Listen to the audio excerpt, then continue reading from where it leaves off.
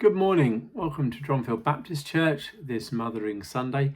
My name's Andy Evers. I'm the Family's Youth and Children's Ministry Leader, and you're really welcome this Sunday morning. Obviously, we would usually meet as church as a family service and often as a parade service, and we would distribute flowers, but obviously that's not possible this year.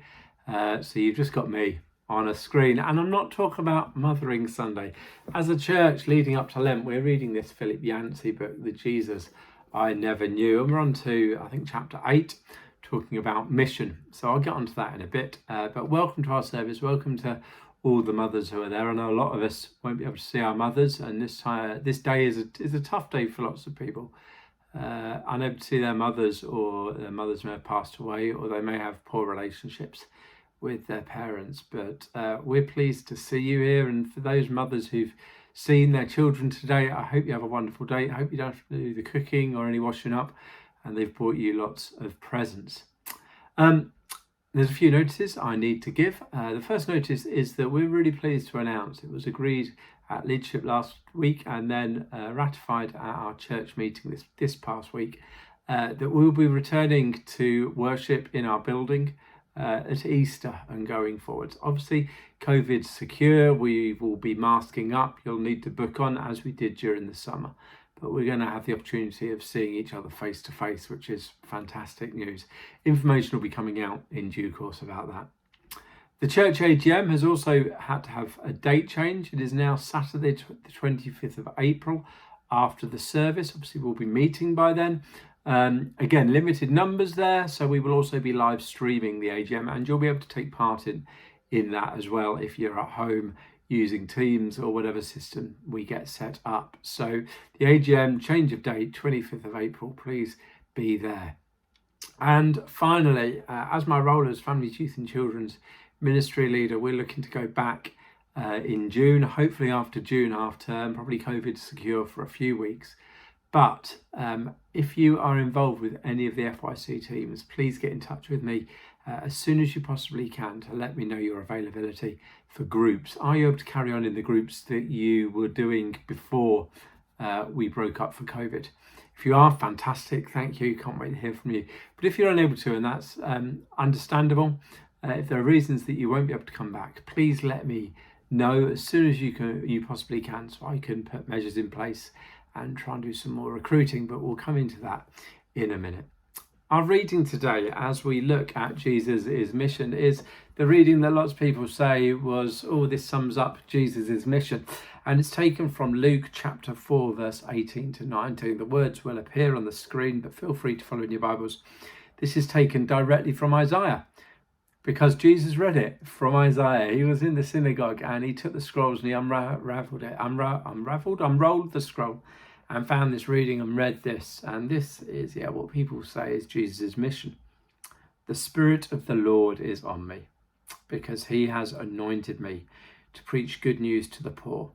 He has sent me to proclaim freedom to the prisoners and recovery of sight for the blind, to release the oppressed, to proclaim the year of the Lord's favour. And we're going to be delving into that a little bit more after this first worship song. And for those of you who are sat with bated breath, ready to see my quality ventriloquism, Tom will be making an appearance after this song. So we're going to sing Guide Me, O Thou Great Jehovah.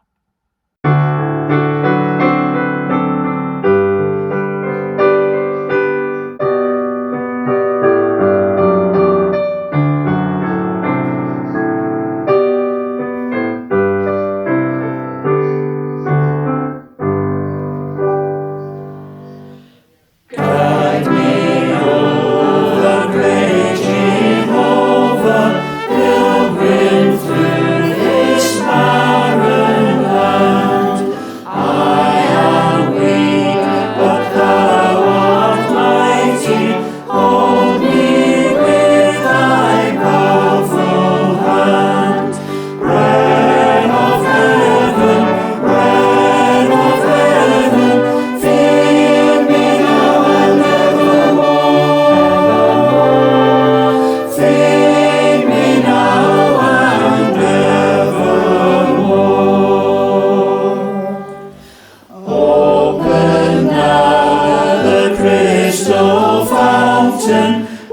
whence the healing stream doth flow. Let the fiery, cloudy pillar lead me all my journey through. Strong deliverer, be thou still my strength and shield. Be thou still my strength and shield. When I tread the verge of Jordan, in my anxious fear subside, death of death and hell's destruction, land me safe and Canaan's side. Songs of praises, I will ever give to thee. I will ever give to thee.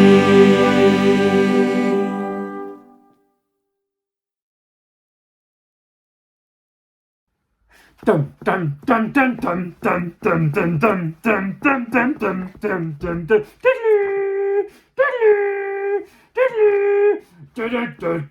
Tom, calm down. I know you're excited. We're talking about Mission Impossible.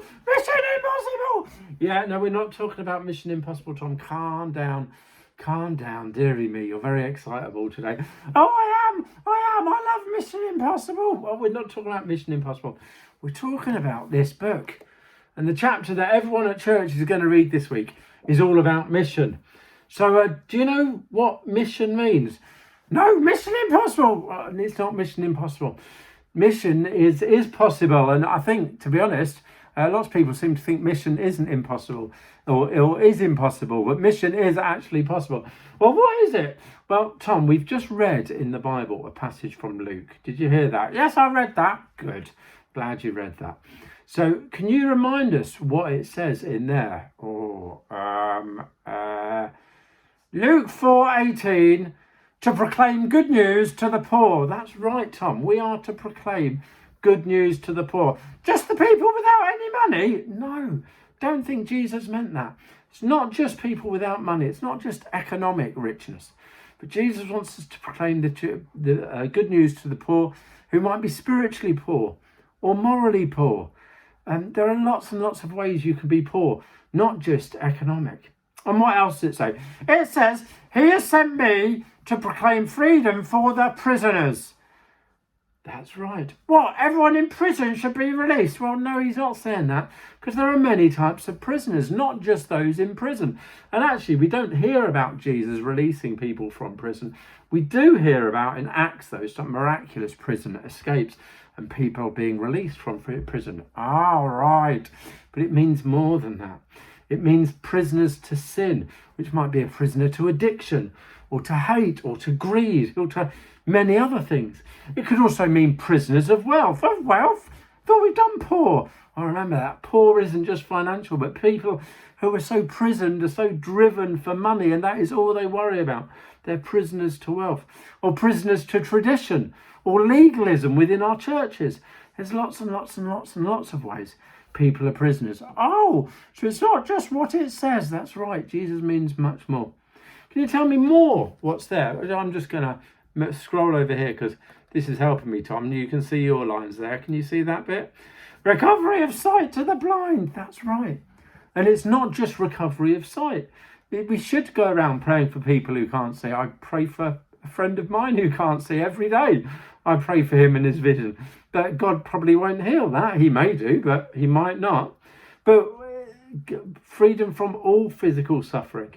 And however that comes, we don't know. Sometimes God heals, sometimes he doesn't. But we should be praying for people's suffering. Oh, right, okay. Not to suffer, but for their suffering. What else does it say? To set the oppressed free. That's right. It's not just oppressed, though. It's people who might be weighed down with mental health issues. They might be grieving. they might feel got at. So it is those people who are on the margins of society. But it's more than just that. Set the oppressed free means freedom from worry, from being weighed down, from grieving, from social oppression. There's loads and loads and loads there. Oh, right. And what does the rest say? Well, it finishes on the good news to proclaim the year of the Lord's favour. That's right. To proclaim the year of the Lord's favour.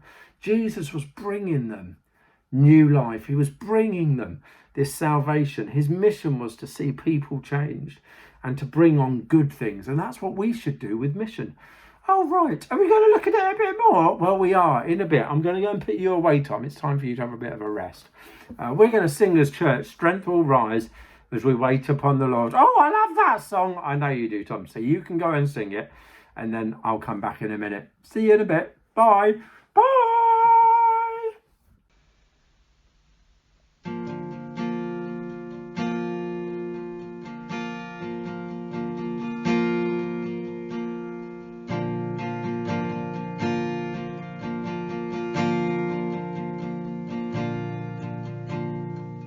Strength will rise as we wait upon the Lord. We will wait upon the Lord. We will wait upon the Lord. Strength will rise as we wait upon the Lord. We will wait upon the Lord. We will wait upon the God. You reign forever. A hope, a strong deliverer. You are the everlasting God, the everlasting God. You do not faint, you won't grow weary. You're the defender of the weak. You comfort those in need. You lift us up on wings like eagles.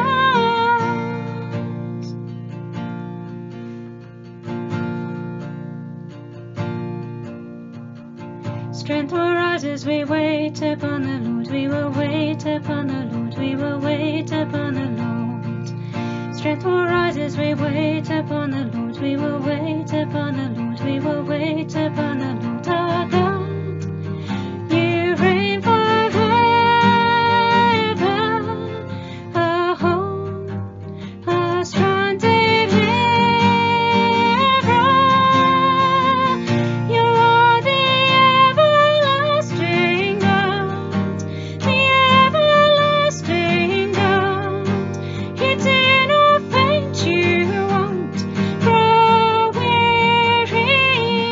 You're the defender of the weak. You comfort those in need. You lift us up on wings like eagles.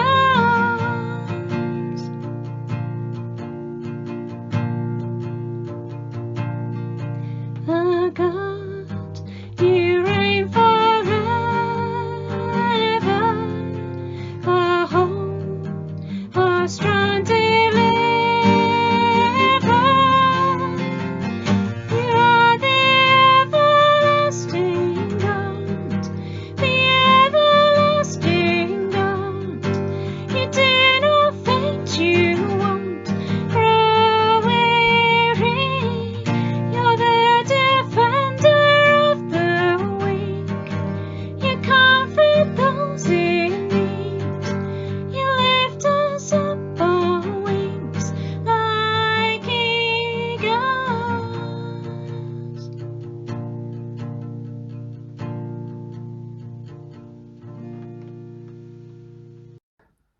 I'm pleased I've got rid of him. Those of you who request him every week, I hope you're happy. I don't know what I'm going to do after lockdown when I don't have to wear a mask. I might have to learn a bit of ventriloquism. But welcome back. As you know, we as church are going through this book. Hopefully you've got a copy or you're listening to it. And I lucked in with this chapter. I believe it's chapter 8. Let me just double check that you've probably got it.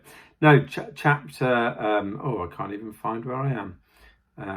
Chapter 8, Mission, a Revelation of Grace. And I've lucked in with that. As some of you know, I since this second lockdown, I've been involved with a project called the School of Mission, but I'll come on to that in a bit. But as you know, we're reading this, and Andy and I are giving you guys our immediate thoughts on it.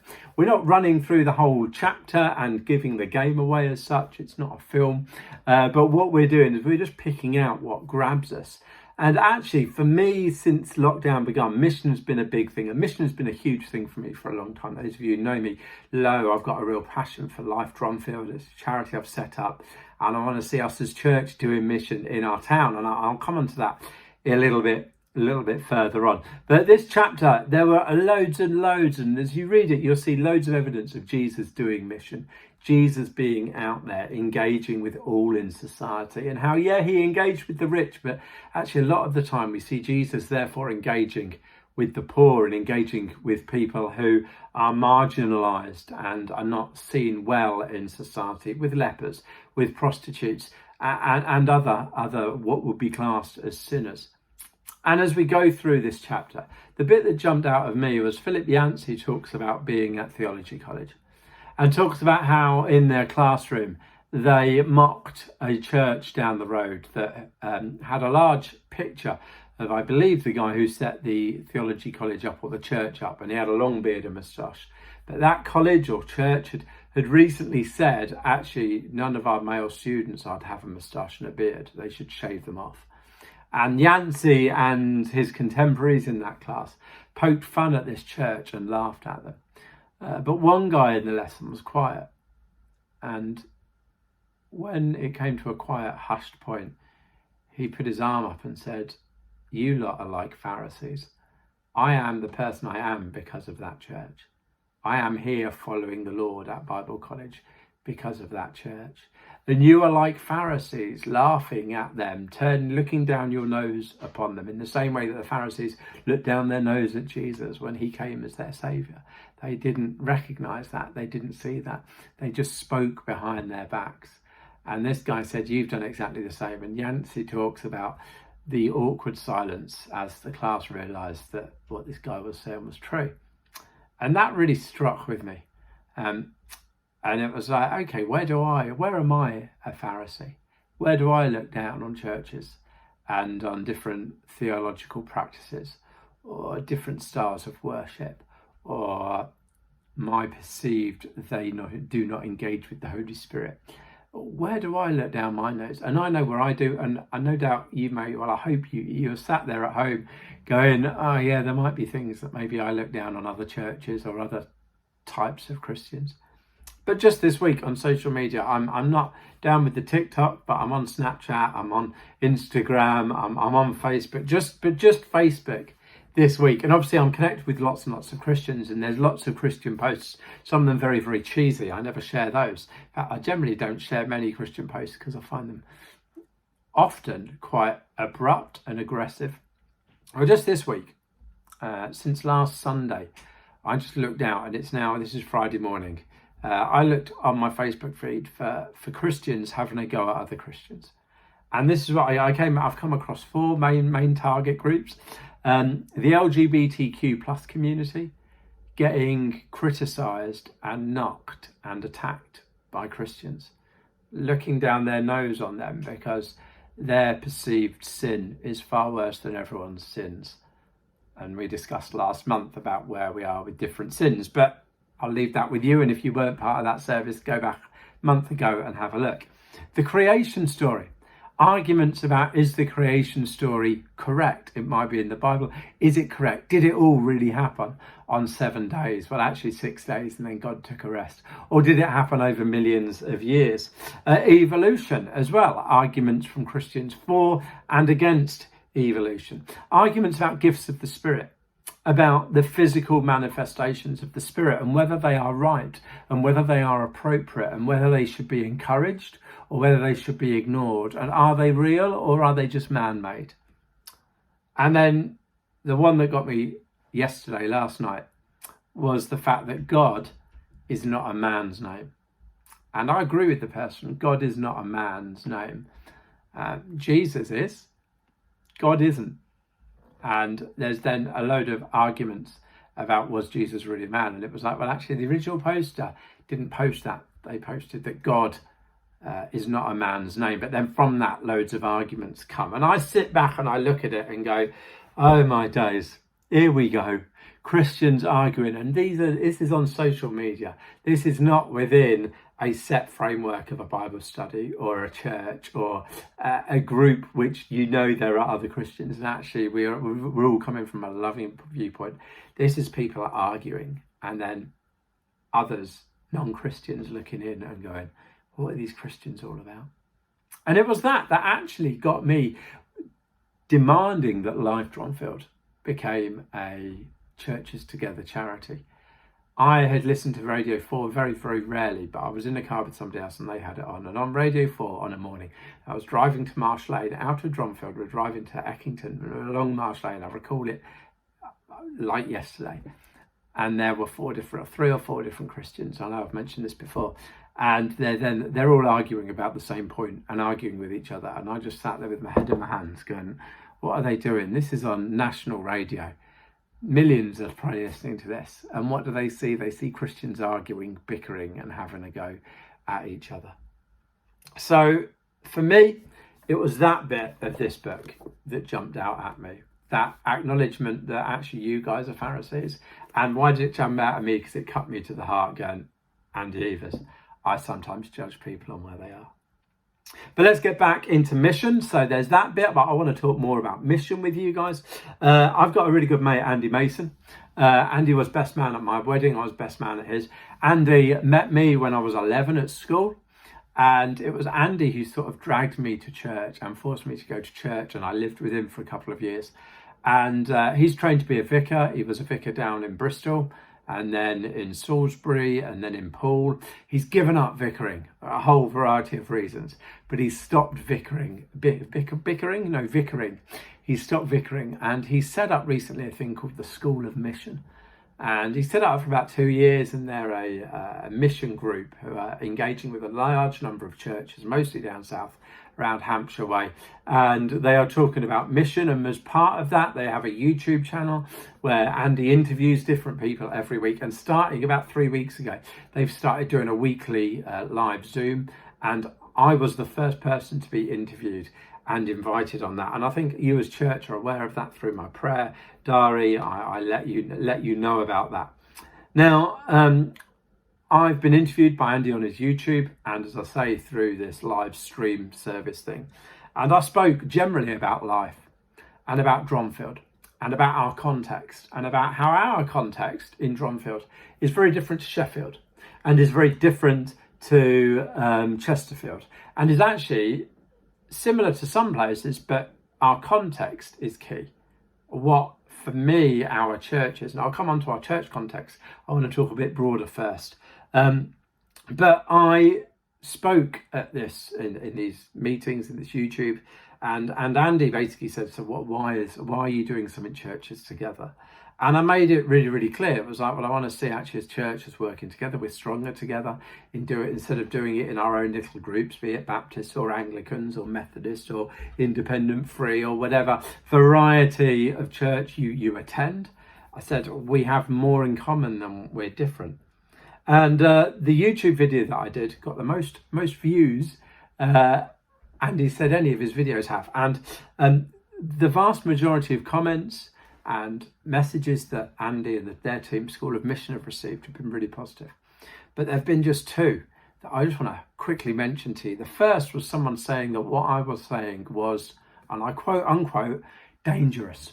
Suggesting that as church we work as one was dangerous thinking, because as churches we are set up in our denominations, and the suggestion of moving away from denominations into general Christian working was dangerous. It would break down the way that churches are set up. And someone else came back in and said, all well and good, me suggesting that as churches we do stuff together, but who's going to pay for it? And that was the overarching thing. Where's the money coming from? Who's paying for that? And that's something we've encountered with life, and I think it's something we will continue to encounter with life, because I know as Dronfield Baptist, you guys financially support our project with £100 a month, which is gratefully received. Some churches don't support financially. Some churches just support us prayerfully, and that's fine. But it's when people start going, well, I've given this amount and they've only given this amount, and that hasn't happened, and we hope it won't happen.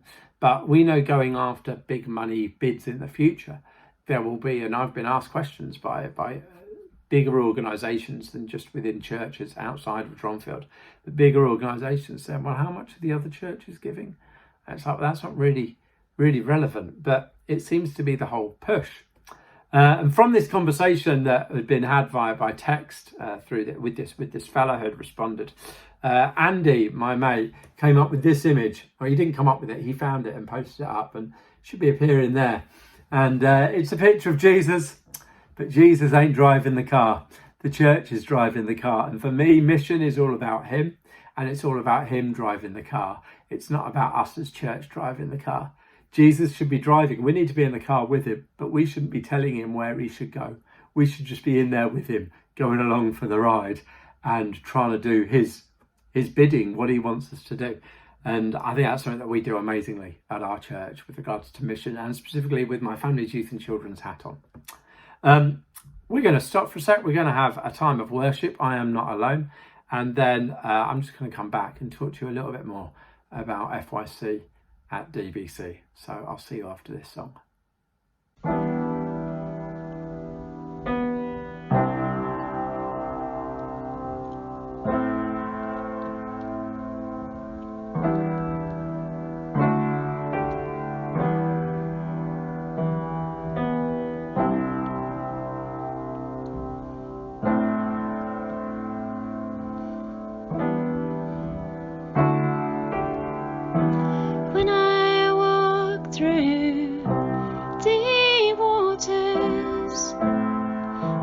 You will be with me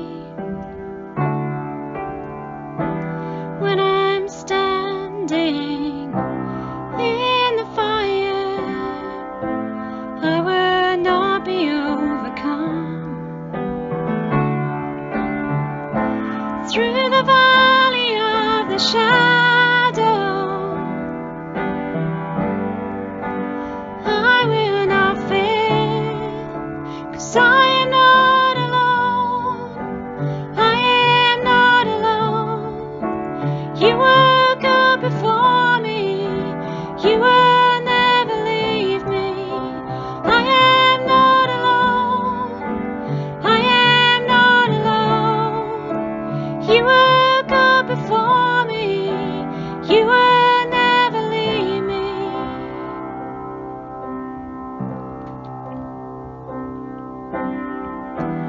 In the midst of deep sorrow, see a light is breaking through. Dark nights will not overtake me. I am pressing into you. Lord, you fight my every battle,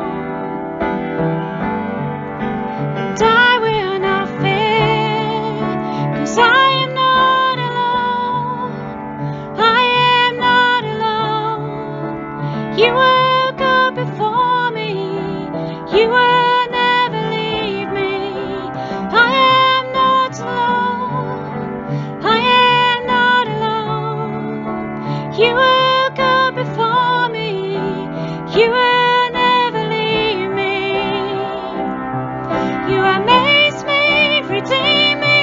You call me as your own. You amaze me, redeem me. You call me as your own. You amaze me, redeem me. You call me as your own. You amaze me, redeem me. You call me as your own. You're my strength. You're my defender.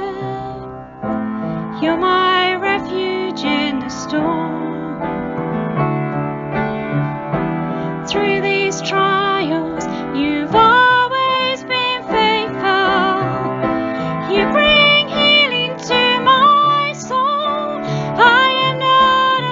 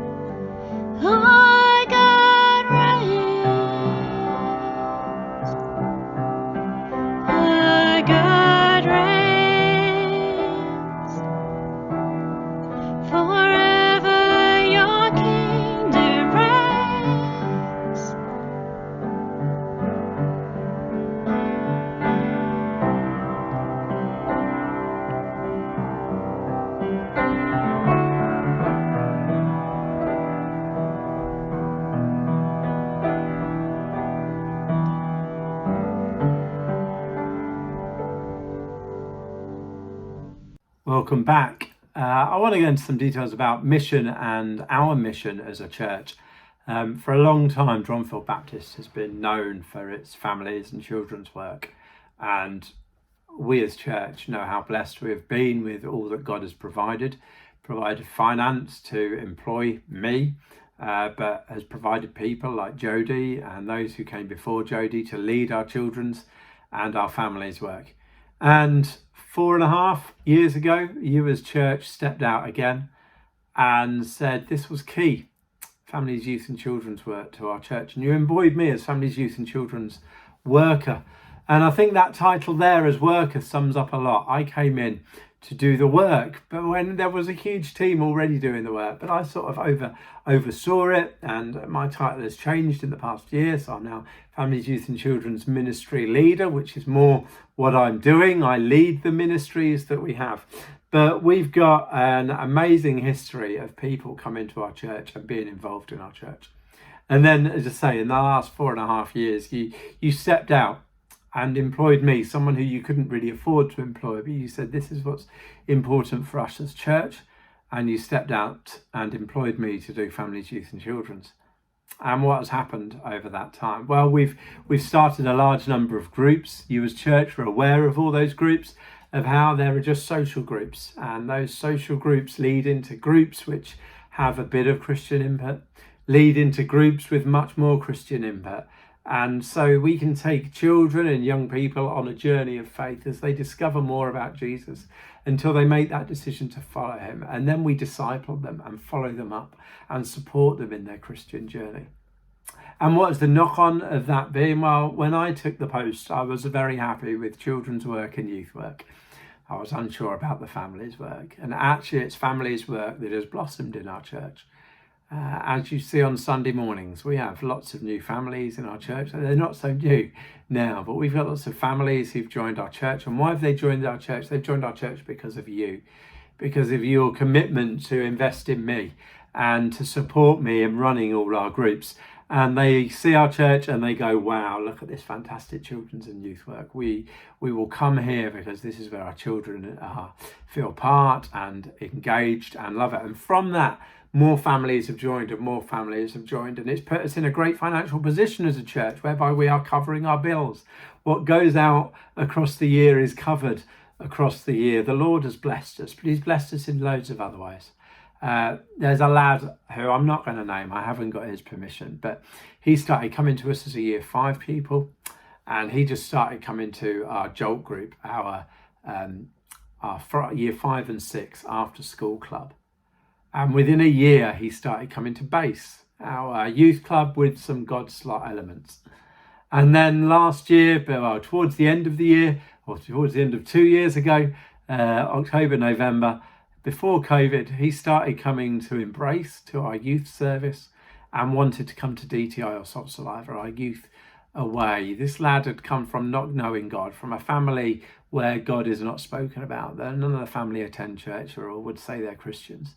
But he started just coming to a youth group and has gone through our program and come to a position where he's wanting to engage with Jesus and find out more, and come to church services to find out. And he's not an isolated case. There are a number of children and young people who've done that, and we have just seen the groups grow and grow and grow. And Jolt and J2 getting 50. So I think one week we had 60 at one of them, young people. Huge amounts of children coming into us. And where do we now go from here? Well, we're looking to go back in June. As I've already said, if you're on team, please let me know that you can carry on up on team. If you can't, let me know also, so I can look to try and cover those teams. But it's already looking like we're going to be short of a number of leaders for a number of groups. And that's not where I want us to be. I want us to be where we can at least open what we had before.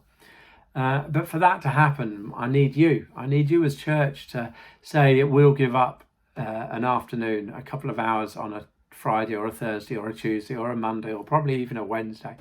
Give up a few hours and come and help. The teams work at our church in that there's always more than just the minimum number. Usually our teams are made up of 6 or 7 people when we need 4. So it means that people can have weeks off. People can go, do you know what, I'm going away on holiday this week. it's fine. Or you got a doctor's appointment, it's fine. We've got a big enough team to draw from. So that's where we find ourselves. Me looking forward to going back in June, but knowing that the groups that we currently have may not be able to run fully. So can you help? In an ideal world, those groups that we were running will continue, but also we would start more. We've got a problem currently with our J2 group, which is year 7, 8 and 9, and our base group, which is year 6, 7, 8 and 9. We've got a load of those year 9 pupils who will be becoming year 10, and that lad I've just spoken about is one of those.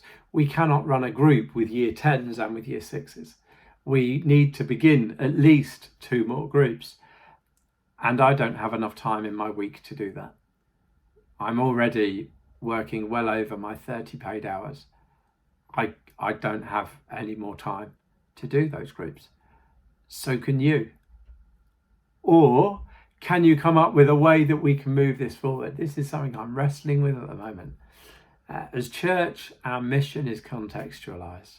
Our context is Dronfield, mentioned it earlier. And our context is a huge, expansive growth in families, youth and children's work.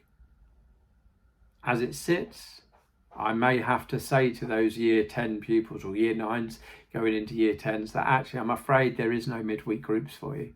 We can't run them. I don't want to do that. I don't want to go to the position where you as church have spent money on me, where we have asked God to be involved with all that we do, where you pray for me daily. And we have to then say to young people who we've built relationships with and known for 5, 6, 7 years to say goodbye, sorry, we can offer you a monthly or a fortnightly youth service and that's it. What did we think God was going to do? We stepped out as church, or you stepped out as church to employ me, and God has stepped in. God has blessed our ministry, families, youth and children's ministry, abundantly. And I know that he will continue. I can't wait for us to open our baptism pool and get baptizing, as we will be doing this coming summer. But I can't wait to continue to baptize young people who have built relationships through us just coming to youth club, J2, Jolt, and are now following Jesus because of what we as church have done. We're going to have a time of prayer. I'd like you to, as we pause, just to pause me, just to think through, are you a Pharisee in any things? I know I am. Repent of those things. Say sorry. Ask the Lord to remind you next time you look down on other churches or Christians or anyone really. And then also I'd like to ask you to pray. Pray for me. Pray for our families, youth and children's work. Thank the Lord for the growth that we've seen. Thank the Lord for the financial stability that has partly come around with new families joining our church. Thank the Lord for all that he has done over the past 4.5 years. But please ask the Lord where we go to next. I'd love for you to get back to me with what you think God's saying. All of us can pray. Some of us can financially give. Some of us can increase our financial commitment.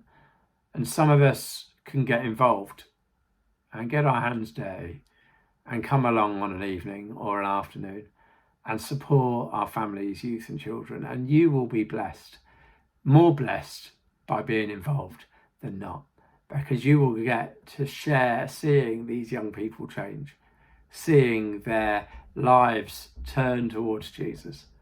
Please do prayerfully consider if you could get involved and give me a call or send me a text message or email. And I'm really keen for people to come and get involved and see what we're doing and make a decision, having had a trial month or what have you.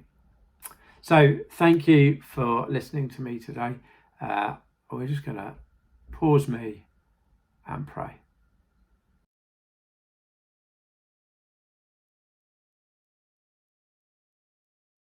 So thank you for joining me this week.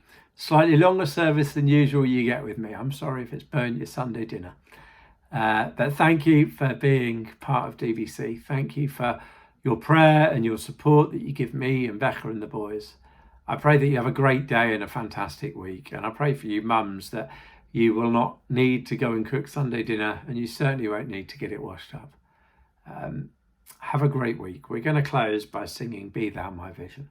I'll see you all soon. I can't wait to see you face to face in church. Bye.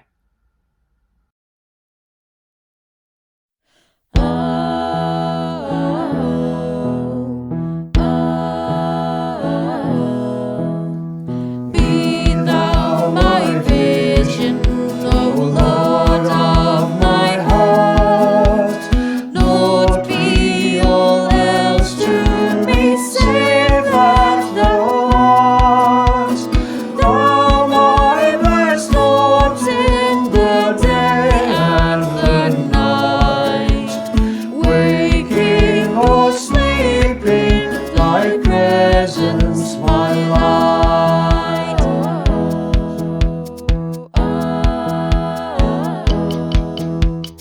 Be thou my wisdom, be thou my true word. I ever with thee, and thou with me, Lord.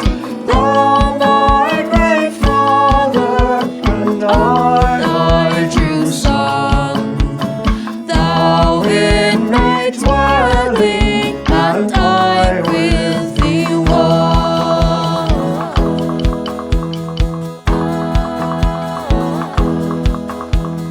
Be thou my breastplate, my sword for the fight. Be thou my armor, and be thou my might. Be my strong shelter, and thou my high tower. Raise thou me heavenwards, O power of my power.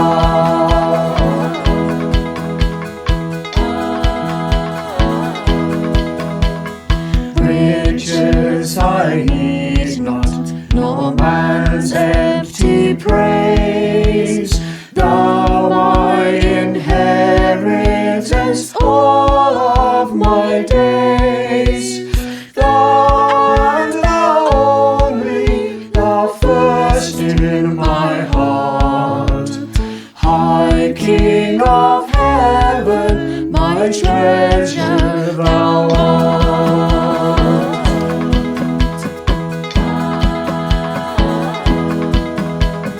High King of heaven, when battle is done, grant heaven's joy to me, bright heaven's sun.